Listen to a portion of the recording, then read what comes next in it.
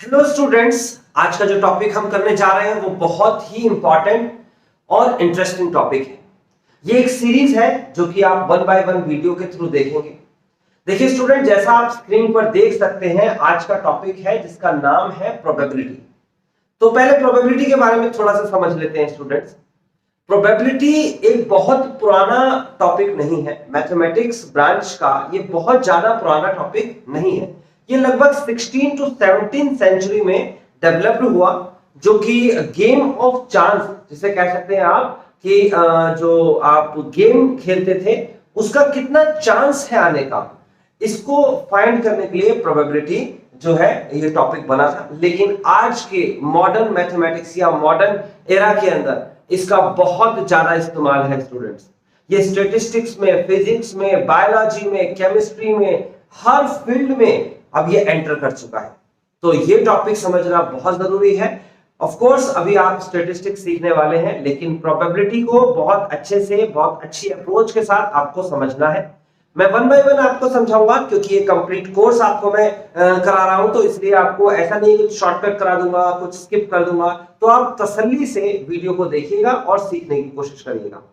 देखिए स्टूडेंट, यहां पर अगर मैं प्रोबेबिलिटी की बात करता हूं तो एक व्यक्ति थे, कार्डन नाम था उनका। तो उन्होंने लगभग 1501 टू 1576 यानी कि लगभग 75 इयर्स वो जिंदा रहे थे। उन्होंने एक बुक लिखी थी। वो बुक जो थी वो पब्लिश हुई थी 1673 में, आई थिंक उनके डेथ के बाद। तो वो जो बुक थी, उस बुक का नाम था the book on game of chance. ये बुक जो है ये इंग्लिश में इसका कन्वर्जन है, हालांकि उन्होंने फ्रेंच में लिखी होगी। तो फिलहाल जो है ये बुक फ्रेंच में लिखी है या जर्मन में, आई डोंट नो, तो मैंने नहीं पढ़ी है वो भाषा, लेकिन इंग्लिश में उसका नाम है book on game of chance. ये लिखी गई थी, ये पब्लिश हुई थी 1663 में, और ये लिखी थी बाय कार्डन, जो कि 1501 टू 1576 तक जिंदा रहे, है ना। ये उनका बर्थ ईयर होता है, ये उनका डेथ ईयर होता है। तो ध्यान रखना, 75 इयर्स तक अप्रोक्स ही जिंदा रहे। इन्होंने एक बुक लिखी जिस बुक के अंदर प्रोबेबिलिटी को जो है समझाया गया है, इनिशियली समझाया गया है, बेसिक समझाया गया है। हालांकि गैलीलियो ने भी इस पर पहली बार मेजरमेंट थ्योरी दी थी और उससे मेजर करके कुछ अपने एक्सपेरिमेंट्स किए थे। गैलीलियो ने फर्स्ट अटेम्प्ट किया था, लेकिन उसके अलावा भी बहुत सारी सीरीज है, बहुत सारे लोगों ने, बहुत सारे जो मैथमेटिशियन या थिंकर्स या फिजिसिस्ट थे, उन्होंने प्रोबेबिलिटी का यूज किया। बट हम आज वो नहीं पढ़ने वाले। हम क्या पढ़ने वाले हैं, हमारे सिलेबस में क्या आने वाला है? हमारे सिलेबस में अगर मैं प्रोबेबिलिटी को डिफाइन करूं या कैटेगराइज करूं, प्रोबेबिलिटी को अगर मैं कैटेगराइज करूं तो मेरी कैटेगरी में ये दो अलग अलग सेक्शंस में डिवाइड होगी। सबसे पहला जो सेक्शन होगा उसमें मैं लिखूंगा क्लासिकल प्रोबेबिलिटी, और दूसरी होगी मॉडर्न प्रोबेबिलिटी। तो स्टूडेंट, मैंने इसको क्लासिफाई किया है दो अलग अलग सेक्शन में। पहला सेक्शन मैंने क्लासिकल प्रोबेबिलिटी को बोला है, बहुत इजी होने वाला है। सिर्फ आज की वीडियो में क्लासिकल प्रोबेबिलिटी का बेसिक अप्रोच सिखाया जाएगा, क्योंकि कुछ स्टूडेंट्स हैं जिनको बेसिक्स अभी नहीं आता है। जिनको आता है वो एक बार देख भर ले बस। और मॉडर्न प्रोबेबिलिटी जो हमारे सिलेबस में आएगा, जो हमारे एग्जाम्स में आएगा, इससे रिलेटेड ही हम सारे के सारे क्वेश्चंस करने वाले हैं। क्लासिकल को मैं डायरेक्ट प्रोबेबिलिटी भी बोलता हूं, मैं बोलता हूं इसे डायरेक्ट प्रोबेबिलिटी, यानी कि डायरेक्टली आपको कुछ इंफॉर्मेशन दी होगी और उसके रिगार्डिंग आपको इसे फाइंड करना होगा। और मैं बोलूंगा मॉडल को इनडायरेक्ट प्रोबेबिलिटी।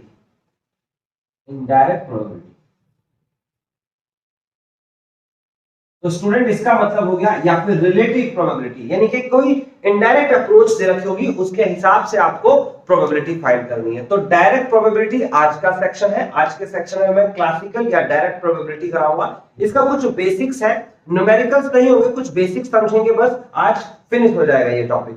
उसके बाद नेक्स्ट वीडियो लेक्चर से एक सीरीज शुरू हो जाएगी जो मॉडर्न प्रोबेबिलिटी को लेकर चलेंगे, और इसमें भी एग्जाम्स के अप्रोच के क्वेश्चंस ही करने वाले हैं हम। होता तो बहुत कुछ है। अच्छा, अगर मैं आज की बात करूं तो आज क्लासिकल प्रोबेबिलिटी में क्या होगा इसको समझते हैं, फिर लास्ट में हम ये समझेंगे कि मॉडर्न प्रोबेबिलिटी में हम क्या करने जा रहे हैं। फिलहाल क्लासिकल प्रोबेबिलिटी की बात करें तो इसमें probability for event P bracket of E से लिखते हैं, इसे रिप्रेजेंट करते हैं, इज इक्वल टू होता है नंबर ऑफ इवेंट अपॉन में number of sample space, as simple as that. यानी कि प्रोबेबिलिटी क्या है? प्रोबेबिलिटी है किसी भी सिचुएशन को रेशो में रिप्रेजेंट करना। ये रेशो तो डिफाइन कर रहा है स्टूडेंट, देखिए ये अपॉन में ये रेशो तो डिफाइन कर रहा है। इसको हम परसेंटेज में भी रिप्रेजेंट कर सकते थे, लेकिन हम रेशो में रिप्रेजेंट कर रहे हैं। This is probability. तो यहां पर आपको जो लिखा हुआ है इसको मैं अगर मैं ऐसे जो है लिख के दिखाऊं आपके सामने, तो ये प्रोबेबिलिटी फॉर इवेंट कहलाता है। ये है प्रोबेबिलिटी फॉर इवेंट। यहां इवेंट समझना बहुत इंपॉर्टेंट है, ठीक है ना। प्रोबेबिलिटी फॉर इवेंट ये है n bracket of p number of event, यानी नंबर ऑफ इवेंट जो रिक्वायर्ड नंबर होते हैं, यानी कि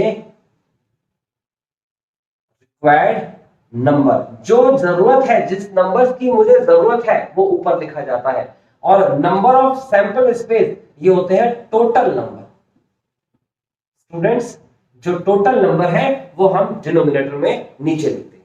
तो बहुत सिंपल सी बात मैं बता रहा हूं कि प्रोबेबिलिटी फॉर इवेंट या तो हम खुद से क्रिएट करेंगे या फिर इवेंट अपने आप हो जाएंगे। तो probability for event is equal to होता है रिक्वायर्ड नंबर अपॉन में टोटल नंबर। इसे पढ़ा जाता है नंबर ऑफ इवेंट या फिर फेवरेबल आउटकम्स अपॉन में टोटल आउटकम्स। पढ़ कुछ भी सकते हैं। अब यहां पर समझने की बात यह है कि अगर मान लीजिए रेशो ही है प्रोबेबिलिटी, तो प्रोबेबिलिटी में और क्या हो सकता है। तो मैं आपको एक छोटा सा एग्जांपल बताता हूं। मान लीजिए कि कोई व्यक्ति है और उस व्यक्ति के पास 10 रुपीज है। कितने रुपीज है? 10 रुपीज। एक व्यक्ति है और उसके पास क्या है? 10 रुपीज है। अगर मैं इस व्यक्ति से 10 रुपए मांगता हूं, तो किस तरीके से 10 रुपए जो उसके पास है उसमें से मैं मांगूंगा।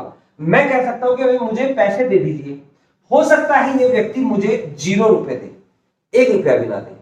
हो सकता है ये व्यक्ति मुझे 1 रुपया दे। हो सकता है ये व्यक्ति मुझे 2 रुपए दे दे। हो सकता है 3 रुपए दे। हो सकता है 4, 5, 6 और मैक्सिमम ये मुझे 10 रुपए दे सकता है। मैक्सिमम कितने पैसे दे सकता है? ये मुझे 10 रुपए दे सकता है। बस इसी बात को समझना।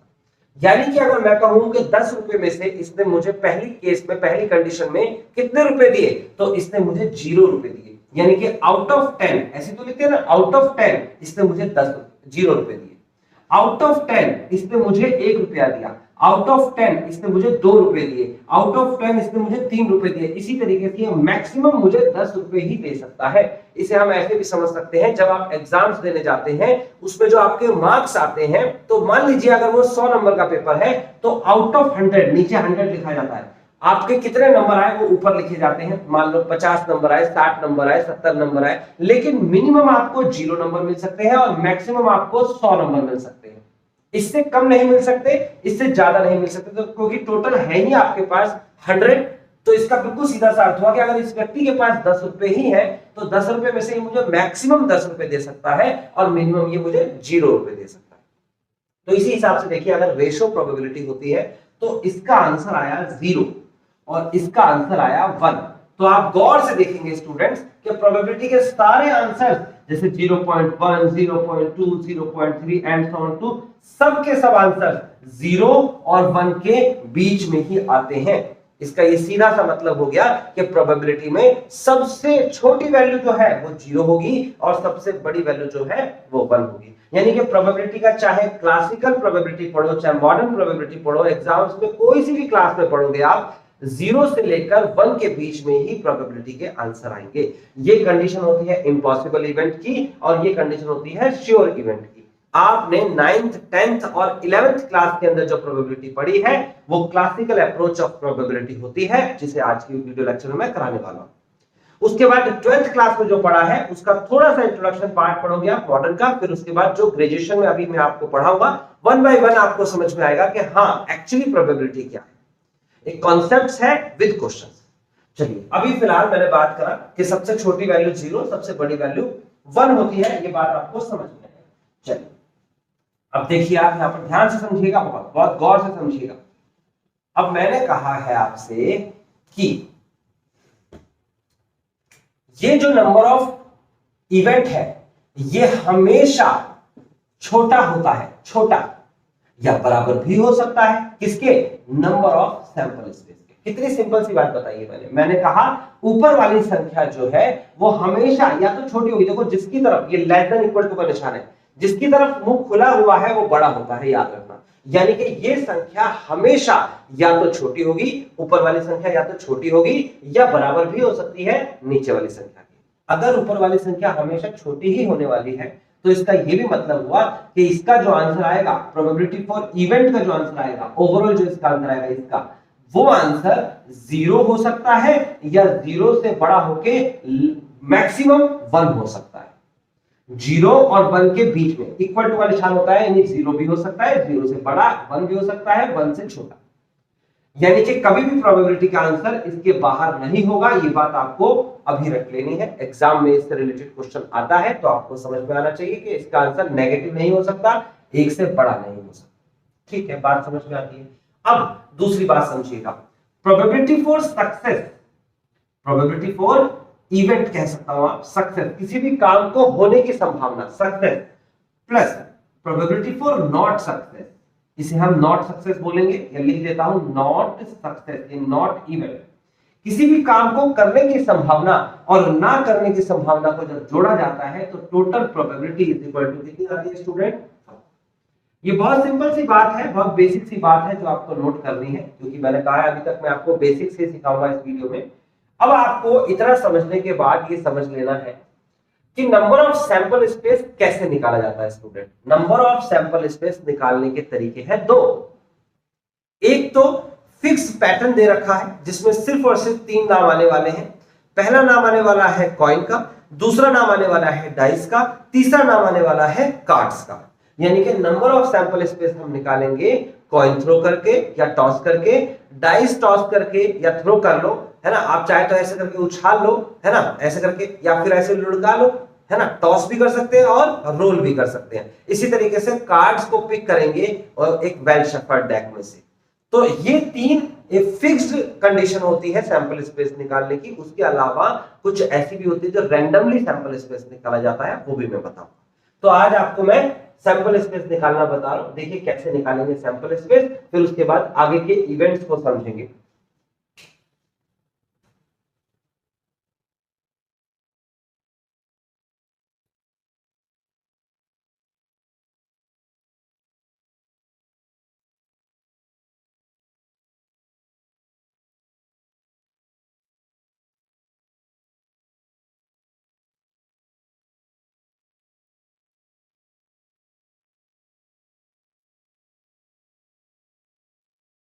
देखिए जैसा स्टूडेंट मैंने आपको बताया है कि आपको अभी मैं बताने वाला हूं सैंपल स्पेस कैसे फाइंड करेंगे। लिख लीजिए, टॉपिक का नाम है how to find number of sample space.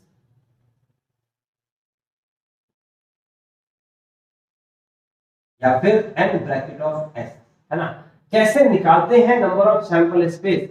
N bracket of S का नाम है यहाँ पर टोटल नंबर्स कैसे निकालते हैं।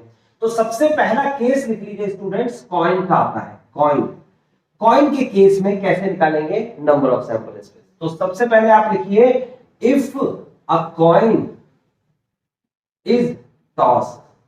अगर एक कॉइन को टॉस किया जाएगा, सोचिए, याद करिए, एक्सपेरिमेंटली करके देखिए, अगर एक कॉइन को टॉस किया जाएगा तो as simple as that number of sample space is equal to होता है या तो हेड आएगा उस कॉइन पर या फिर टेल आएगा उस कॉइन पर। या तो हेड आएगा या फिर टेल आएगा, सिंपल है, या तो हेड आएगा या टेल।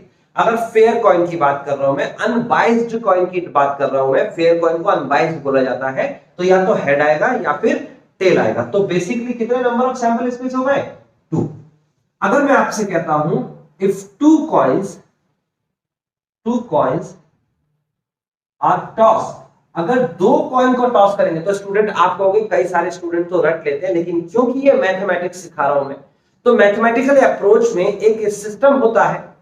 इसके अंदर एक पैटर्न होता है, उस पैटर्न को मैं बताने वाला हूं। यहां पर दो कॉइन एक कॉइन दे रखी है, दो केसेस बने। अब मैं दो कॉइन की बात करूंगा तो कितने केसेस बनेंगे ध्यान से समझना। मैंने कहा number of sample space is equal to होता है, देखिए एक कॉइन पर कितने सरफेस होते हैं, दो सरफेस, एक इधर का सरफेस हेड और एक इधर का सरफेस टेल, दो सरफेस होते हैं। तो मैं यहां पर जब दो कॉइन टॉस करूंगा तो दो बार इसी बात को लिखने वाला हूं, हेड टेल हेड टेल। आप कहोगे सर दो बार क्यों लिखा, क्योंकि एक कॉइन पर दो सरफेस होते हैं। अगर एक कॉइन पर तीन सरफेस होते तो मैं तीन बार लिखता, अगर एक कॉइन पर चार सरफेस होते तो मैं चार बार लिखता, लेकिन ऐसा तो होता ही नहीं है। तो इसका मतलब हुआ कि एक कॉइन को जो दो सरफेस होते हैं मैंने हेड टेल दो बार लिख दिया, ठीक है। तो पहली बार जो मैंने लिखा है इसमें हेड लिख दीजिए, सिर्फ हेड लिखिए, और दूसरी बार जो मैंने लिखा है इसमें टेल लिख दीजिए। तो बेसिकली 1 2 3 4 टोटल 4 केसेस बने, यानी कि number of sample space is equal to 4। अब अगर मैं 3 की बात करता हूं, इफ 3 कॉइन्स आर टॉस, अगर मैं कहूं आपसे कि मैं 3 कॉइन टॉस करता हूं, ध्यान से समझना, याद नहीं करना है नंबर ऑफ सैंपल स्पेस। भाई दो कॉइन तो बच्चे याद ही कर लेते हैं, लेकिन याद करने की जरूरत नहीं है, लिखते वक्त आप बिना याद करे भी कर सकते हैं। याद कर लेंगे बहुत अच्छी बात है, लेकिन लिखना आना चाहिए। 3 कॉइन टॉस करेंगे, एक कॉइन पर कितने सरफेस होते हैं स्टूडेंट्स, एक कॉइन पर दो सरफेस होते हैं। तो जो दो कॉइन मैंने टॉस करी थी, ये वाला केस, इसको दो बार लिखने वाला हूं। देखो कैसे, head head head tail, head head head tail, tail head tail tail. मैंने क्या बोला कि जो दो कॉइन मैंने टॉस करी है उसको मैंने एक बार यहां लिखा और एक बार head head head tail tail head tail tail. आप याद करके लिख सकते हो, आप देख के लिख सकते हो। मैंने दो बार ही क्यों लिखा है स्टूडेंट, क्योंकि एक कॉइन पर दो सरफेस होते हैं। तो दो कॉइन के केसेस मैंने सारे लिखे, दो बार लिखे, पहली बार और दूसरी बार सेम लिखा। उसके बाद पहली बार में मैं हेड लिखने वाला हूं, हर जगह हेड लिखने वाला हूं। दूसरी बार में मैं टेल लिखने वाला हूं, हर जगह टेल लिखने वाला हूं। बस हेड लिखने वाला हूं फिर टेल लिखने वाला हूं। टोटल केस बना हमारे पास 8। देख सकते हैं कोई भी चीज छूटी नहीं है, कोई भी एलिमेंट छूटना नहीं चाहिए और कोई भी रिपीट नहीं होना चाहिए। तो ये बन गया 3 कॉइन टॉस का। अब बात करते हैं इफ 4 कॉइन्स आर टॉस। अगर 4 कॉइन टॉस करते हैं स्टूडेंट, तो जो 3 कॉइन टॉस करी थी उसी को दोबारा लिखने वाले हैं। मैं 3 कॉइन के जो आपके पास 8 केसेस हैं स्टूडेंट, इसी को लिखने वाला हूं दो बार, क्योंकि एक कॉइन पर दो सरफेस होते हैं। मैं बार बार इस बात को बोलता रहूंगा, ठीक है। एक कॉइन पर दो सरफेस होते हैं तो मैं लिखूंगा head head head head tail head tail head head tail tail head. ये चारों केस मैंने यहां से लिखे। फिर लिखूंगा दोबारा से वो वाला केस लिखूंगा, head head tail head tail tail tail head tail tail tail tail. ये मैंने सिंपल 8 के 8 केस एक ही लाइन में लिखे। इसे दोबारा लिखने वाला हूं मैं, head head head head tail head tail head head tail tail head head head tail head tail tail tail head tail और tail tail tail. Head tail हो गया। दो बार मैंने क्यों लिखा, फिर से रिपीट करता हूं, क्योंकि कॉइन पर दो ही सरफेस होते हैं, एक सरफेस पर हेड आ सकता है, तो इसके साथ में मैं हेड लिखने वाला हूं सब्जेक्ट, ये लिख दिया मैंने हेड। दूसरी कॉइन दूसरे वाले सरफेस पर टेल आ सकता है, तो मैं इसके साथ टेल लिखने वाला हूं हर जगह, ये लिख दिया मैंने टेल। तो आई होप स्टूडेंट आपको समझ में आ गया। टोटल 16 केसेस हो गए। वैसे 4 से ज्यादा कॉइन्स तो आने नहीं वाले, लेकिन अगर आ जाती है तो स्टूडेंट करना क्या है, आपको यही सेम 16 जो एलिमेंट्स ये दिख रहे हैं आपको, ये दो टावर से दिख रहे हैं, इसको लिखना है। आप यहां पर एक साथ 16 नंबर्स लिख लीजिए, सारे एक कॉपी करके लिखिए, उसे दोबारा लिखिए 16 इधर लिखिए, 16 इधर लिखिए। पहले वाले के साथ हेड लिख दीजिए, दूसरे वाले के साथ टेल। जैसे सीरीज मैंने अभी शुरू करी है ऐसे ही चलेंगे। एक कॉइन आपको याद करनी होगी, एक्सपेरिमेंटली समझना होगा, उसके बाद की कॉइन्स मैथमेटिकली बनाई जा सकती है। तो 5 कॉइन भी टॉस हो सकती है, 6 कॉइन भी टॉस हो सकती है, 7 भी कॉइन टॉस हो सकती है, लेकिन आपको करनी नहीं है स्टूडेंट, सिर्फ 4 तक ही इनफ है, ठीक है। तो एक केस तो समझ में आया कि अगर कॉइन का केस आएगा तो 1 2 3 4 कॉइन टॉस होती है, तो नंबर ऑफ सैंपल स्पेस एक के केस में 2 होंगे, 2 के केस में 4 होगा, 3 के केस में 8 होगा, 4 के केस में 16 होगा। तो स्टूडेंट यहां से एक पैटर्न मिला कि अगर जनरल केस हो गया कॉइन का केस, तो नंबर ऑफ सैंपल स्पेस होता है 2 raised to the power n। ये याद कर लीजिए, कॉपी पे तो जरूर लिखिएगा, स्क्रीनशॉट लेने का मैं बिल्कुल मौका दूंगा, वेट करिए, आराम से समझिए। तो अभी आपके सामने n का मतलब है नंबर ऑफ कॉइन्स, यानी कि n एक होगा, n की जगह एक होगा तो नंबर ऑफ कॉइन एक है तो 2 हो जाएगा, अगर 2 होगा तो 2 2 4, 3 होगा तो 2 2 4 2 8 एंड देन 16। तो होप सो स्टूडेंट समझ में आ गया है। अब इसे जल्दी से इसे कॉपी करिए, फिर मैं डाइव करके इस बताता हूं।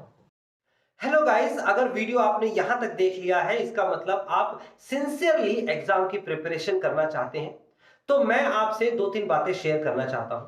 सबसे पहली बात, तो मैंने सिर्फ ये वीडियोस नहीं बनाई हैं, मैंने कंप्लीट बुक राइटिंग की है, आपके लिए बुक तैयार की है। आपको कहीं बुक खरीदने की जरूरत नहीं है, कोई भी प्रीवियस ईयर क्वेश्चन से रिलेटेड आपको ऐसा सैंपल पेपर खरीदने की जरूरत नहीं है, मैं उसे भी अपनी बुक में कवर कर रहा हूं।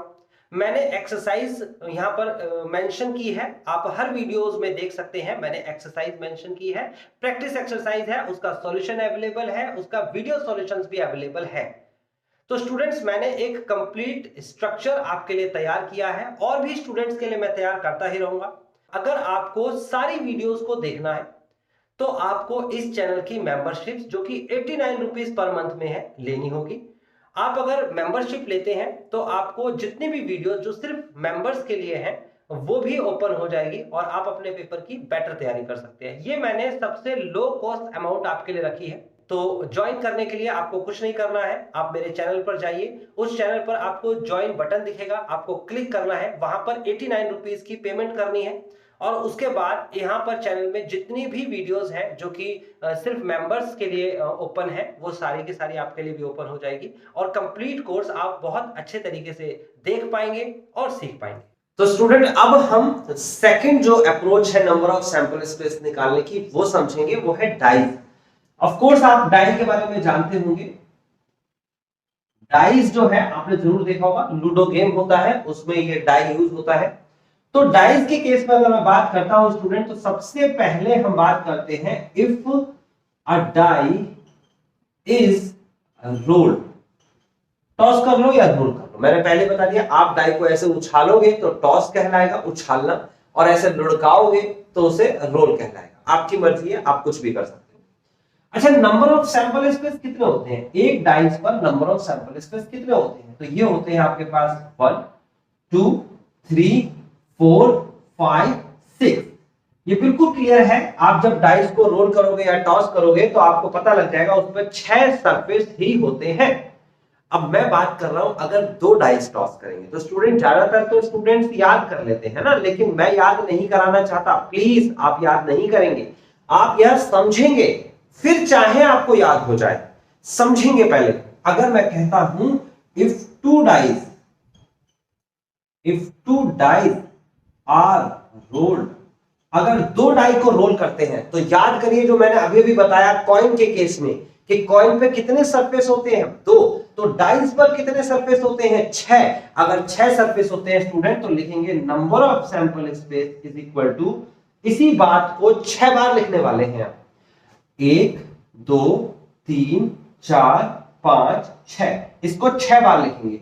1 2 3 4 5 6, 1 2 3 4 5 6, 1 2 3 4 5 6, 1 2 3 4 5 6, 1 2 3 4 5, और उसके बाद 1 2 3 4 5 6।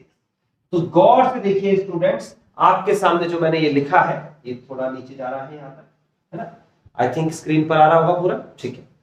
तो अगर मैं आपसे कहूं क्या कि ये 6 बार ही क्यों लिखा? क्योंकि एक डाई पर 6 ही सरफेस होते हैं स्टूडेंट। अगर 7 सरफेस होते तो मैं 7 बार लिखता, अगर 3 सरफेस होते तो मैं 3 बार लिखता, क्योंकि हर सरफेस अपनी एक यूनिक वैल्यू रखता है। पहले सरफेस यानी पहले वाले में आपको एक सरफेस पे जो आता है 1 लिखा हुआ, तो आप साथ में 1 लिख सकते हो, इसके ऐसे 1 लिख लीजिए। दूसरे पर 2 लिखा होता है तो इसके साथ 2 लिख लीजिए, आपको 2 लिखना आता है, बिल्कुल क्लियरली लिखेंगे आप। तीसरे पर आप 3 लिखने वाले हैं, 3, क्योंकि तीसरे सरफेस पर 3 लिखा होता है। चौथे सरफेस पर आप 4 लिखने वाले हैं, और उसके बाद पांचवें सरफेस पर 5 लिखेंगे आप, और उसके बाद छठे सरफेस पर 6 लिखेंगे। तो मैंने क्या कहा आपको स्टूडेंट्स, बहुत सिंपल है, बच्चे याद कर लेते हैं, ऐसे याद करते हैं 11 12 13 14 15 16 ऐसे याद कर लेते हैं कई बच्चे, 1 1 1 2 1 3 1 4 1 5 1 6 ऐसे भी याद कर लेते हैं। लेकिन मैंने कहा याद तो करना ही है, प्लस सीखना भी है। तो स्टूडेंट सीखने का बहुत सिंपल सा प्रोसेस है कि आप इस तरीके से आप सीखेंगे कि पहले 6 के 6 जो है आप सबसे पहले वैल्यूज लिखेंगे, 6 बार लिखेंगे, और फिर जितने सरफेस है उतनी वैल्यूज एक एक करके लिखते चले जाएंगे। लिखने का तरीका मैंने बता दिया है। अगर आपको अभी भी नहीं आया तो हो सकता है आपका ध्यान वीडियो पर नहीं हो सकता है तो आप पहले इसे दोबारा से देख के सीख लें, क्योंकि आगे इसकी जरूरत पड़ने वाली है। 36 केसेस बनेंगे। कितने बनेंगे? 36। गिन लीजिएगा। क्लियर? 36 केसेस बने। अगर मान लो मैं कहूं कि 2 की जगह 3 डाई टॉस करने, करेंगे नहीं, अभी नहीं करेंगे, लिखेंगे भी नहीं, सोचो कैसे करेंगे, प्लान करो जरा। तो मैं बताता हूं कैसे करेंगे। अगर 3 डाई टॉस करेंगे तो बेटा, जैसे कि मैंने कहा ये 2 डाई टॉस करी है, 36 केस बने हैं। इन 36 केसेस को 6 बार लिखने वाले हैं। कैसे लिखने वाले हैं देखो, 3 डाई टॉस का ऐसे एग्जांपल बता देता हूं। जैसे एक बार मैंने 36 केसेस लिख लिए, फिर दोबारा 36 केस लिख लिए, फिर तीसरी बार ये 36 केसेस लिख लिए, फिर चौथी बार, पांचवी बार और छठी बार। यानी कि मैंने यही सेम संख्या हर बार, पहली बार, दूसरी बार, तीसरी बार, चौथी, पांचवी और छठी बार सेम संख्या लिख दी मैंने। 6 बार क्यों लिखी? क्योंकि डाइस पर 6 सरफेस होते हैं। पहले बार वाले केस की बात करेंगे स्टूडेंट, क्योंकि ये वाला केस जो है आपके पास, जैसे कि 1 1 लिखा है, उसके साथ एक 1 और लिख देंगे तो 1 1 1 हो जाएगा। फिर क्या लिखा हुआ था यहाँ पर? 1 2, इसके साथ एक 1 और लिख देंगे तो यानी कि 1 2 1 हो जाएगा। इसी तरीके से 6 6 लिखा था लास्ट में, उसके साथ 1 और लिख देंगे। यानी कि ओवरऑल पूरे के पूरे 36 बार आपको 1 लिखना है। यहाँ 2 लिखना है, यहाँ 3, यहाँ 4, यहाँ 5, यहाँ 6, सबसे लास्ट में। तो आप देख सकते हो टोटल 216 केसेस बनेंगे, 216 केसेस बनेंगे। 36 6 216। समझ में आता है? क्लियर भी होता है? तो इसका मतलब हुआ कि डाइस के केस में number of sample space is equal to होता है 6 raise to the power n। 6 raise to the power n याद है, इसमें n का मतलब होता है नंबर ऑफ डाइस। एक डाई होगी तो 6 की पावर 1 6 आएगा, 2 डाइस होगी तो 6 की पावर 2 36 आएगा, 3 डाइस होगी तो 216 आएगा। 4 डाई भी होती है तो 216 जो एक केस थे इसको 6 बार लिखना होगा, और फिर हर किसी के लास्ट में पहले 1, फिर 2, फिर 3, फिर 4, फिर 5, फिर 6, जैसे मैंने लिखा। तो अब आपको समझ में आया कि मैं क्यों बार बार कह रहा हूं कि मैथमेटिकल अप्रोच भी समझनी जरूरी है। कई बच्चे सिर्फ इसे याद करके छोड़ लेते हैं, उसके बाद फिर 3 और 4 के केस में वो डाउट क्रिएट करते हैं। तो अभी समझ में आ गया स्टूडेंट? अब मैं इसे रब करके आपको एक नया और लास्ट जो है सैंपल स्पेस का कंसेप्ट कराने वाला हूं, जो कि है कार्ड्स का। आपको बताया जाएगा कि कार्ड्स, वैसे प्लेइंग कार्ड्स के बारे में जानते ज्यादातर स्टूडेंट्स, लेकिन फिर भी मैं उसे थोड़ा और क्लियर कर दूं।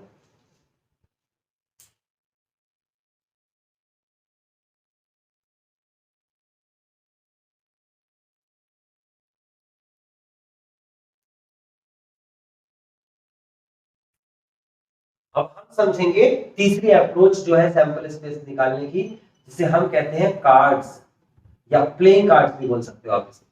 कार्ड्स लिख लो या प्लेइंग कार्ड्स। टोटल कितने होते हैं? ये 52 कार्ड्स होते हैं। कितने कार्ड्स होते हैं?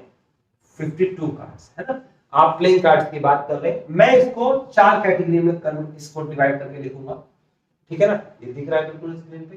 पहला होता है स्पेड, दूसरा होता है क्लब, तीसरा होता है डायमंड, और चौथा होता है आपके सामने यहां पर हर्ट। ठीक है, 4 कैटेगरी है, आप इसे समझेंगे। स्पेड की बात करते हैं तो इसका एक डिजाइन होता है, कुछ इस टाइप का डिजाइन है। क्लब की बात करते हैं तो क्लब का डिजाइन ये होता है। ये है आपके पास डायमंड का डिजाइन, और ये है आपके पास हर्ट का डिजाइन। ठीक है, स्पेड जो है वो ब्लैक कलर का होता है स्टूडेंट्स, मैं ब्लैक कर देता हूं इसे, और क्लब भी ब्लैक कलर का होता है, और ये दोनों जो है रेड कलर के होते हैं। मैं रेड नहीं कर रहा हूं, ऐसे ही समझ जाइए रेड।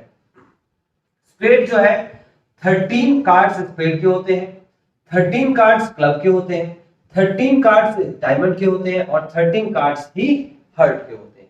जो भी स्टूडेंट ये कहता है कि हमें प्लेइंग कार्ड के बारे में जानकारी नहीं है, हमें नहीं आता है खेलना, या तो मैं खेलना नहीं बता रहा हूं, मैं सिर्फ कार्ड्स क्या होते हैं उनके नंबर्स बता रहा हूं। हमारे मैथ्स में इसका इस्तेमाल होगा, हमारे स्टैटिस्टिक्स में इसका इस्तेमाल होगा, तो ऑफ कोर्स इसको आप जरूर जानेंगे, ठीक है ना। सारे मैं पूरी की पूरा प्लेइंग कार्ड्स आपके सामने यहां लिखने वाला हूं।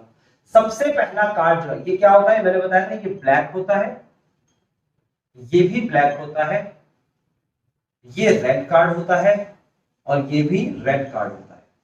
स्टूडेंट अगर स्पेड की बात करते हैं तो एक होता है एस, एक होता है किंग, एक होती है क्वीन, एक होता है जैक, एक होता है 10 9 8 7 6 5 4 3 एंड 2। एस मतलब एक का एक। ऐसे यहां पर भी होता है एस, किंग, क्वीन, जैक, 10 9 8 7 6 5 4 3 2। उसके बाद यहां पर भी होता है एस, किंग,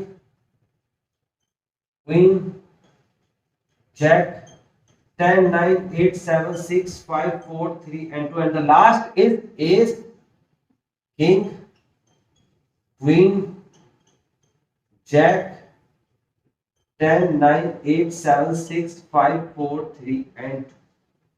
गौर से देखिए स्टूडेंट्स, ये टोटल 13 कार्ड्स होते हैं, इसमें 13 गिन सकते हो, 13, इसमें भी 13, इसमें भी 13, इसमें भी 13, इसमें भी 13, ये पूरी की पूरी 52 कार्ड्स की आपके सामने ताश की गड्डी यानी प्लेइंग कार्ड्स जो है वो आपके सामने लिख दिया है मैंने। अगर गौर से देखेंगे तो एस कितने होते हैं जरा सोचिए, एस होते हैं इसमें 4। अगर आपसे पूछेगा प्रोबेबिलिटी निकालनी है एस कार्ड की तो एस मतलब इक्का, तो ये 4 कार्ड्स होते हैं। किंग कितने होते हैं स्टूडेंट, इसमें 4 होते हैं। क्वीन कितनी होती है, 4। अगर मैं आपसे कहूं कि आप फाइंड करें ब्लैक क्वीन, तो ब्लैक क्वीन की बात कर रहा है, ब्लैक क्वीन यानी कि क्वीन कितनी होती है, 4 होती है। इसमें से 2 तो ब्लैक होती है और 2 जो है वो रेड होती है।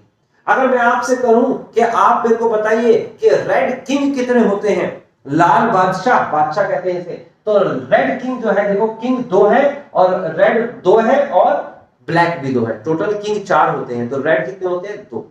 ऐसी स्पेसिफिक मैं कुछ भी बोल सकता हूं। यहां याद रखना है जैक का मतलब होता है स्लेव, हिंदी में गुलाम कहते हैं इसे। कई बच्चे जैक का मतलब जोकर समझ लेते हैं। स्टूडेंट जोकर का कोई भी गेम नहीं होता जोकर के कार्ड्स का, और ना ही जोकर के कार्ड्स का आपका कोई क्वेश्चन मिलने वाला है। जोकर होता क्या है, अगर आप जानते हैं थोड़ा बहुत तो बता दूं कि गड्डी में 52 पत्ते तो आते हैं जो आपके सामने लिखे हैं, प्लस 2 जो है वो जोकर के कार्ड भी आते हैं। जोकर, उन जोकर के कार्ड का क्या होता है, तो जोकर का जो एक्चुअली मीनिंग है, जोकर का मतलब होता है मस्खरा, बहरूपिया। जोकर बेसिकली बहरूपिया को कहते हैं, जो अपना रूप नहीं दिखाता किसी को। जोकर जो होता है, अगर आपने पुराने जमाने के सर्कस वगैरह के बारे में जानते होंगे तो जोकर होता है जो बहुत अजीब सा फेस पर बहुत सारा पेंट कर लेता है, अलग सी फनी सी नोज लगा लेता है और बहुत अलग सा जो है कपड़े पहनता है। तो वो जोकर जो है वो अपना रूप नहीं दिखाता है, वो हंसाने के लिए बहरूपिया बन जाता है, यानी कि दूसरा रूप धर लेता है। सेम काम यहां पर भी होगा, जैसे कि जो 2 कार्ड्स हैं जिसे हम जोकर कहते हैं वो कब यूज होते हैं।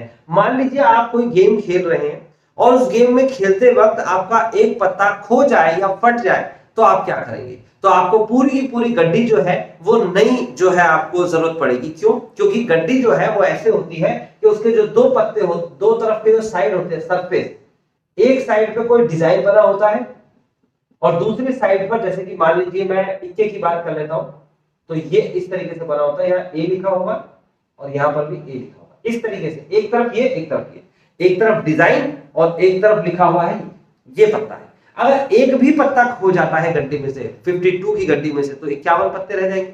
फिर आपको एक पत्ता अगर किसी पेज पर लिखोगे तो दूसरी तरफ का डिजाइन कैसे बनाओगे एग्जैक्ट मैच करता हुआ, वो तो पता चल जाएगा सभी को।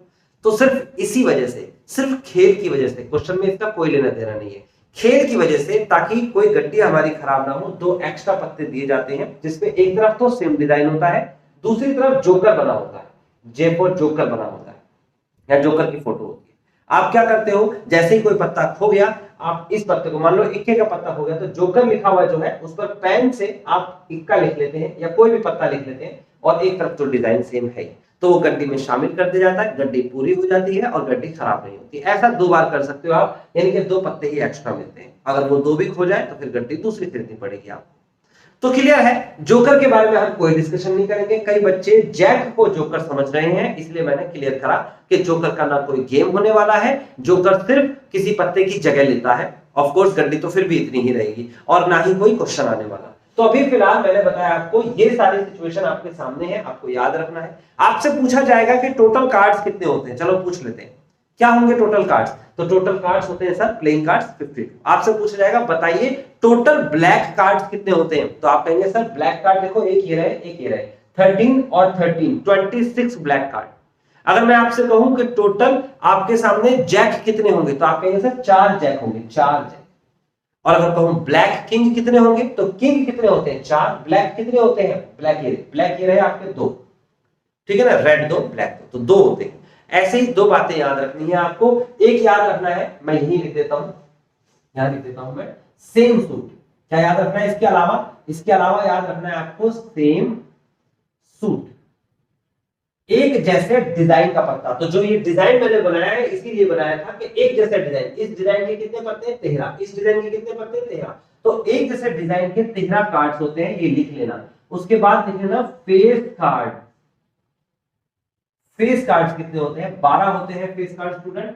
यहां पर किंग क्वीन और जैक पर फेस बना होता है, यहां पर भी 3, यहां पर भी 3, यहां पर भी 3, तो बेसिकली 3 3 3 और 3 3 चौक 12, 12 फेस कार्ड्स होते हैं। तो स्टूडेंट इसे पहले कैप्चर कर लीजिए, अच्छे से कैप्चर कर लीजिए, और उसके बाद फिर मैं अब आपको बताऊंगा नेक्स्ट टॉपिक इसका।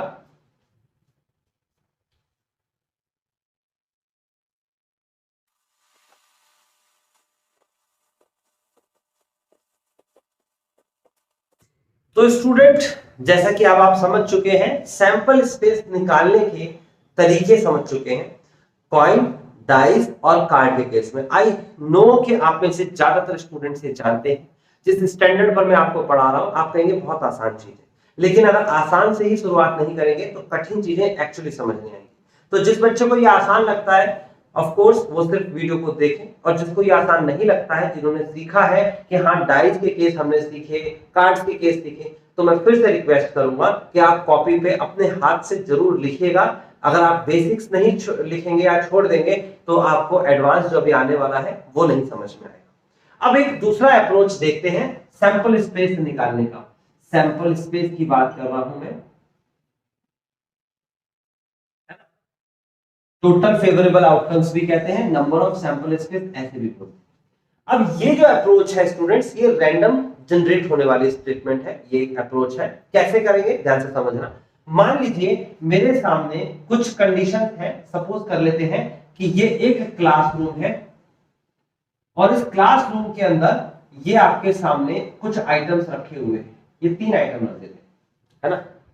मान लीजिए ये आपके सामने पेन रखा हुआ है कोई, ये आपके सामने मोबाइल रखा हुआ है, और ये मान लीजिए कोई स्पेसिफिक एक्सपेंसिव चीज रखी हुई है। क्लासरूम में क्या हो सकता है ऐसा, मान लेते हैं बुक रखी हुई है, एक पेन रखा हुआ है, एक मोबाइल रखा हुआ है और एक बुक रखी हुई है।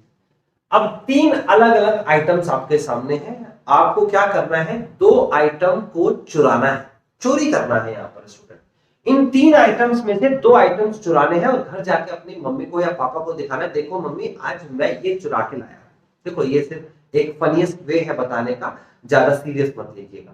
क्लासरूम में गए, पेन, मोबाइल और बुक रखी हुई है, एक बच्चे को 2 चीजें चुरानी है और उसका एक टारगेट है कि जब भी अपने घर पे जाएगा तो डिफरेंट डिफरेंट आइटम्स दिखाएगा, एक साथ एक आइटम नहीं दिखाएगा। तो सोचिएगा कितने सैंपल स्पेसेस, कितनी कंडीशंस बन सकती है, सोचिएगा।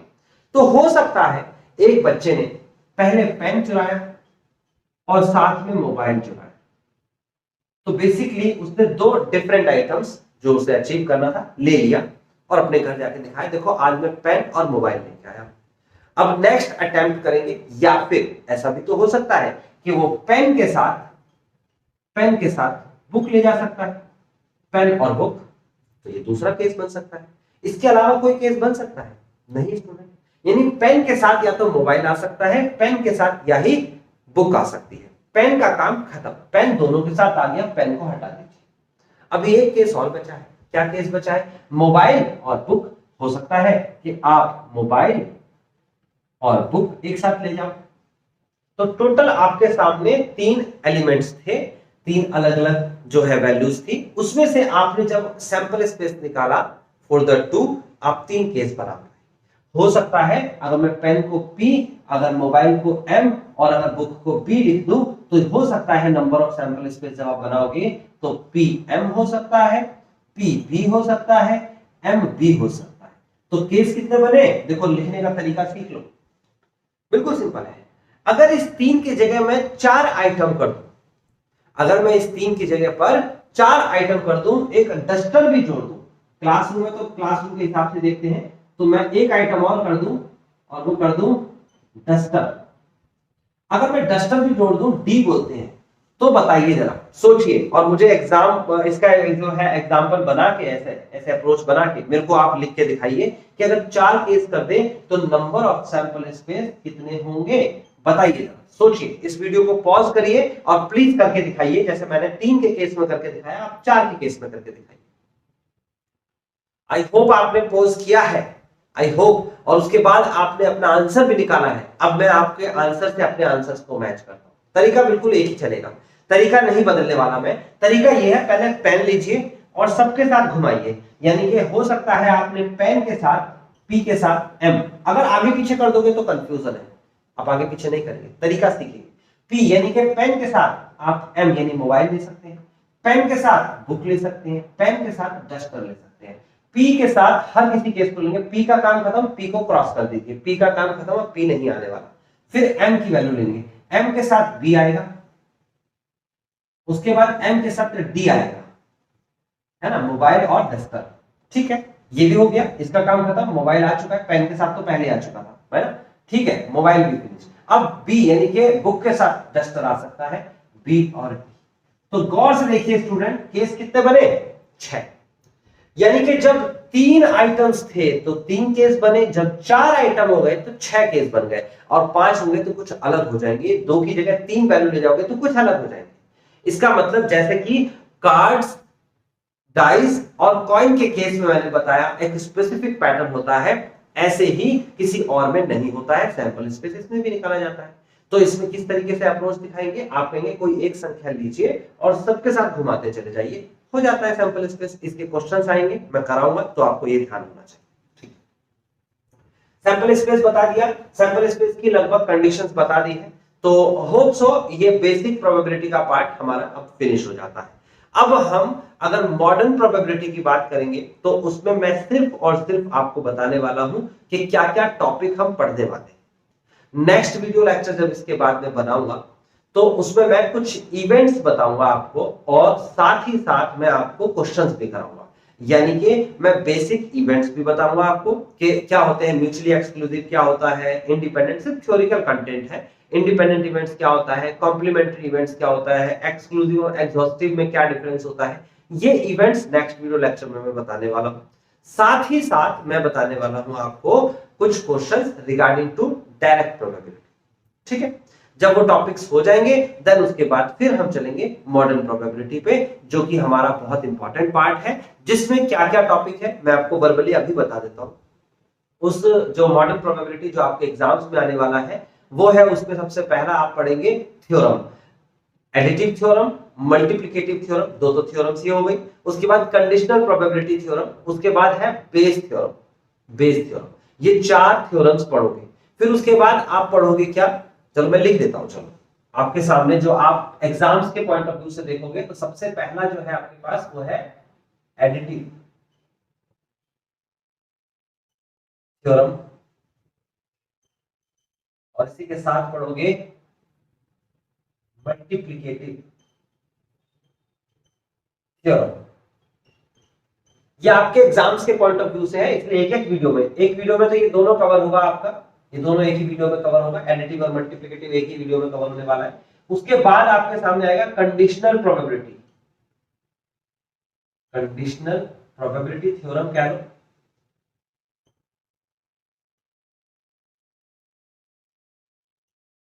उसके बाद आएगा, ये अलग अलग वीडियो इसकी आएगी। उसके बाद आएगा आपके पास बेस थ्योरम, बेस,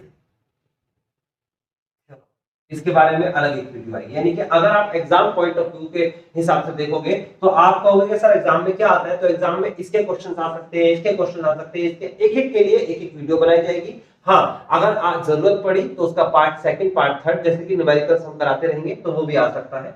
उसके बाद जब ये चारों हो जाते हैं, ये चार टॉपिक्स हो गए, ये हो जाते हैं, फिर उसके बाद डिस्ट्रीब्यूशन पढ़ते हैं हम। डिस्ट्रीब्यूशन में आप, ये थ्योरम है, ये पूरा का पूरा पार्ट जो है ये थ्योरम में आता है ना, प्रोबेबिलिटी थ्योरम कहते हैं इसे, है ना, प्रोबेबिलिटी थ्योरम। अब आता है प्रोबेबिलिटी डिस्ट्रीब्यूशन।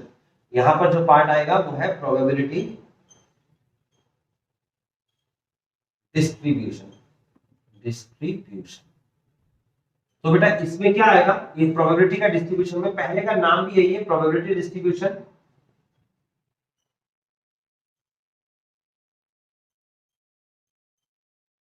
डिस्ट्रीब्यूशन में प्रोबेबिलिटी डिस्ट्रीब्यूशन है, उसके बाद बाइनोमियल डिस्ट्रीब्यूशन है,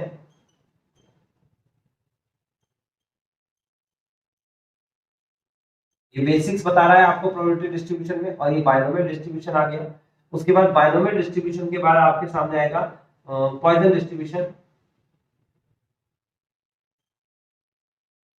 पॉइसन डिस्ट्रीब्यूशन, ये नाम है एक व्यक्ति का, आप ये मत समझिएगा कि कोई जहरीली चीज दिखा रहा हूं, ये नाम है, इस सरनेम होता है, मैं बताऊंगा इसके बारे में।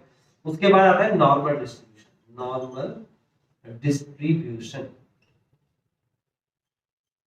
तो बेसिकली प्रोबेबिलिटी डिस्ट्रीब्यूशन के अंदर बिल्कुल बेसिक चीजें सिखाई जाएंगी, फिर बाइनोमियल में एक रूल होगा, पॉइसन में एक अलग रूल होगा, और नॉर्मल डिस्ट्रीब्यूशन में आपको सिमेट्रिक अप्रोच सिखाई जाएगी, जो मैंने आपको मोमेंट वाले टॉपिक में भी सिखाया था, ठीक है ना, सिमेट्रिक अप्रोच। तो ये है आपका एग्जाम पॉइंट ऑफ व्यू के हिसाब से टॉपिक्स। जो बच्चे कहते हैं कि सर हमें बेसिक्स तो आता था, आप क्या सिखा रहे हो, तो वो इस वीडियो के बाद जब देखेंगे तो एक तो ये वीडियो आएगा, 1 2 3 4 5 6 7 7 वीडियोस, अगर मैं कहूं तो 7 डिफरेंट डेज में आप पढ़िए, और जनरली आप बहुत अच्छे से प्रिपेयर कर पाएंगे। कंप्लीट प्रोबेबिलिटी हो जाएगी इन 7 वीडियोस। हाँ, पार्ट 2 भी आएगा तो 8 वीडियोस भी हो सकता है। पार्ट 2 जब होगा, जब एक में कुछ कंटेंट कवर करना थोड़ा सा लेंथी हो जाएगा, तो मैं पार्ट 2 भी बना दूंगा। ठीक है स्टूडेंट, तो होप सो स्टूडेंट आज के इस वीडियो लेक्चर से आपको बहुत कुछ सीखने को मिला होगा। जिनका बेसिक्स क्लियर नहीं है, मैंने इसलिए वीडियो बनाया है कि बेसिक से चलेंगे हम और एडवांस तक जाएंगे, लास्ट तक जाएंगे, ठीक है ना। तो आपको कॉन्फिडेंस रखना है, ये कोर्स को जैसे मैंने कहा है वैसे ही सीखना है, और होप सो आपने एंजॉय किया होगा ये लेक्चर। मिलते हैं नेक्स्ट वीडियो लेक्चर में।